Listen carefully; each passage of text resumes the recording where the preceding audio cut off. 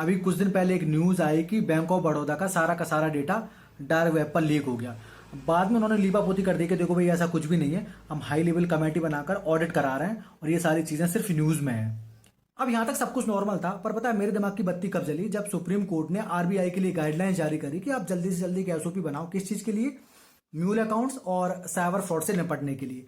अब ये mule accounts क्या होते हैं? मान के चलो कोई खाता या कोई अकाउंट बंद पड़ा है काफी दिनों से, कोई इंसान फ्रॉड करने के लिए उस खाते को कुछ कमीशन देकर या कुछ अमाउंट देकर रेंट पर ले ले, उसको बोलते हैं म्यूल अकाउंट।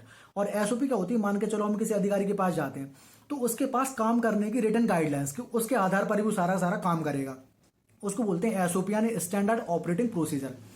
आप देखो भारत में इतने बड़े स्तर पर फ्रॉड होता है, लेकिन आज तक इसके लिए कोई एसओपी ही नहीं थी। हमें नहीं पता सिस्टम कब जागेगा, लेकिन इसकी हाई प्रोबेबिलिटी है कि कुछ दिनों में इन फ्रॉड्स के नंबर बहुत ज्यादा बढ़ सकते हैं।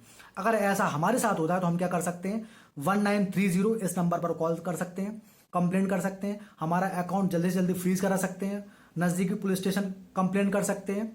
अब ये सारी चीजें हैं, अगर हमारी किस्मत अच्छी रही और हमारा अमाउंट म्यूल अकाउंट से क्रिप्टो में कन्वर्ट नहीं हुआ तो हमें मिल जाएगा, और अगर एक बार क्रिप्टो में कन्वर्ट हो गया फिर तो भगवान ही मालिक है।